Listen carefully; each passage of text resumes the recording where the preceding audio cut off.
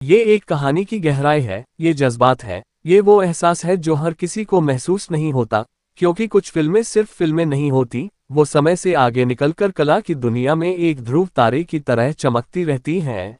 कुछ फिल्में हिट होती हैं, कुछ सुपरहिट, कुछ ब्लॉकबस्टर, लेकिन कुछ फिल्में ऐसी होती हैं जो इन तमाम बॉक्स ऑफिस के पैमानों से बहुत ऊपर उठ जाती हैं। और ऐसी ही एक फिल्म है सत्यकौम, एक ऐसी फिल्म जो सिर्फ देखी नहीं जाती बल्कि महसूस की जाती है। अब जरा सोचिए, जिंदगी क्या है? क्या है ये जिंदगी? जिंदगी एक लट्टू की तरह है जिसे आप जहां चाहें घुमा सकते हैं, जैसे चाहे मोड़ सकते हैं, लेकिन असल में वो लट्टू नहीं है, वो कोई लड़की नहीं है, वो है जीवन, वो है सत्य, और यही सत्य इस कहानी का आधार है।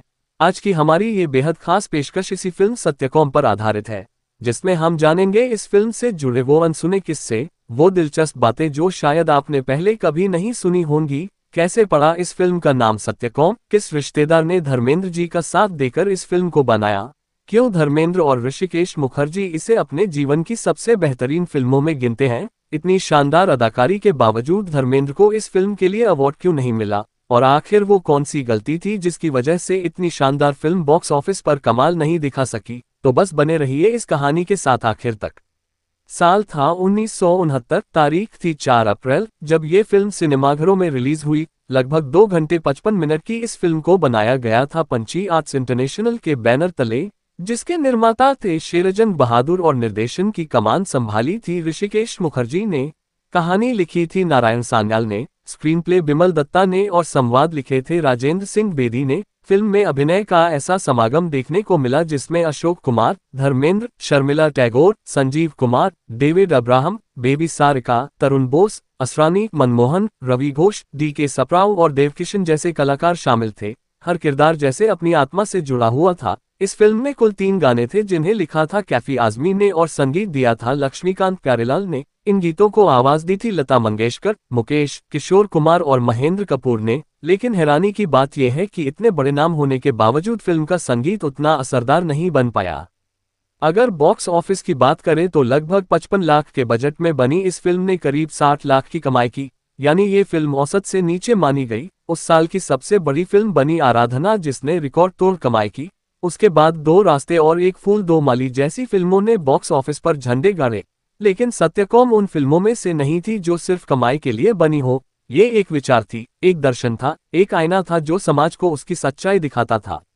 इस फिल्म की शुरुआत होती है साल 1966 से, जब फिल्म अनुपमा की सफलता के बाद ऋषिकेश मुखर्जी, धर्मेंद्र, शर्मिला टैगोर और राजेंद्र सिंह बेदी ने मिलकर एक और गहरी और अर्थपूर्ण फिल्म बनाने का सोचा। उन्होंने चुना नारायण सान्याल का बंगाली उपन्यास सत्यकौम। लेकिन इस नाम के पीछे भी एक बेहद दिलचस्प कहानी छिपी हुई है। इसका संबंध छांदोग्य उपनिषद की एक कथा से है, जिसमें सत्यकौम जाबाल नाम का एक बालक अपनी माँ से अपने पिता का नाम पूछता है। उसकी माँ जवाब देती है कि वह एक दासी है और कई लोगों की सेवा कर चुकी है, इसलिए वह नहीं जानती कि उसका पिता कौन है। तब वह अपने गुरु को बताने के लिए कहती है कि वह सत्यकौम जाबाल है। यही सत्य, यही स्वीकार्यता इस फिल्म की आत्मा बन जाती है। फिल्म में धर्मेंद्र का किरदार सत्यप्रिय भी कुछ ऐसा ही करता है। वह एक ऐसी स्त्री को अपनाता है जिसका अतीत समाज के अनुसार कलंकित है, और उसके बच्चे को भी अपनाता है, लेकिन समाज उसे स्वीकार नहीं करता। और जब तक सत्यप्रिय जीवित रहता है, उसे वो मान्यता नहीं मिलती जिसकी वह हकदार है। लेकिन उसकी मृत्यु के बाद उसका सत्य स्वीकार कर लिया जाता है। यही इस फिल्म की सबसे बड़ी विडंबना है। फिल्म बनाने का फैसला तो हो गया था, लेकिन अनुपमा के निर्माता एल.वी. लक्ष्मण इस प्रोजेक्ट से पीछे हट गए, क्योंकि पिछली फिल्म ने अवार्ड तो जीते थे लेकिन कमाई नहीं कर पाई थी। ऐसे में धर्मेंद्र खुद आगे आए और उन्होंने इस फिल्म को बनाने की ठानी। उनके साले शेरचंद बहादुर ने भी उनका साथ दिया और इस तरह ये फिल्म बनकर तैयार हुई। लेकिन हर अच्छी फिल्म की तरह इसके सामने भी कुछ चुनौतियां थीं। सबसे बड़ी कमी मानी गई इसका संगीत। जहां अनुपमा में हेमंत कुमार का संगीत था, वहीं इस फिल्म में लक्ष्मीकांत प्यारेलाल उस जादू को दोहरा नहीं पाए।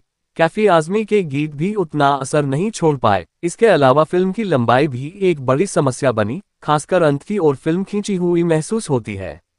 लेकिन अगर किसी चीज ने इस फिल्म को अमर बना दिया तो वो था इसका अभिनय। धर्मेंद्र ने इस फिल्म में अपने करियर की सबसे बेहतरीन परफॉर्मेंस दी।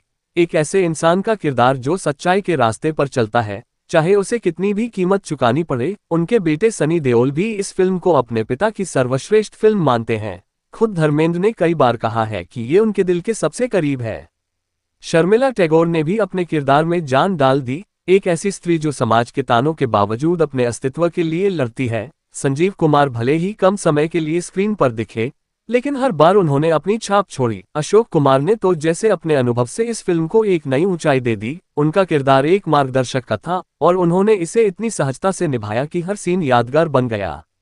असरानी ने अपने हल्के फुल्के अंदाज से यह संकेत दे दिया था कि आने वाले समय में वह इस तरह के किरदारों के राजा बनेंगे। डेविड अब्राहम ने भी अपने किरदार से सबको चौंका दिया, और बेबी सारिका, जो आगे चलकर एक बड़ी अभिनेत्री बनी, उन्होंने भी अपने छोटे से रोल में गहरी छाप छोड़ी। भले ही फिल्म बॉक्स ऑफिस पर सफल नहीं रही, लेकिन इसे 1970 में नेशनल अवार्ड में बेस्ट हिंदी फीचर फिल्म का सम्मान मिला और 1971 के फिल्म फेयर अवार्ड में राजेंद्र सिंह बेदी को बेस्ट डायलॉग का अवार्ड दिया गया। ये इस बात का प्रमाण है कि सच्ची कला को पहचान मिलती है, चाहे देर से ही सही। एक और दिलचस्प बात यह है कि 1971 में इस फिल्म का तमिल रीमेक भी बना जिसका नाम था पुण्यागई, जिसे के बालाचंद्र ने निर्देशित किया और उसमें धर्मेंद्र का किरदार जैमिनी गणेशन ने निभाया। लेकिन हैरानी की बात यह रही कि वो फिल्म भी बॉक्स ऑफिस पर सफल नहीं हो सकी, हालांकि आज उसे भी एक कल्ट क्लासिक का दर्जा हासिल है।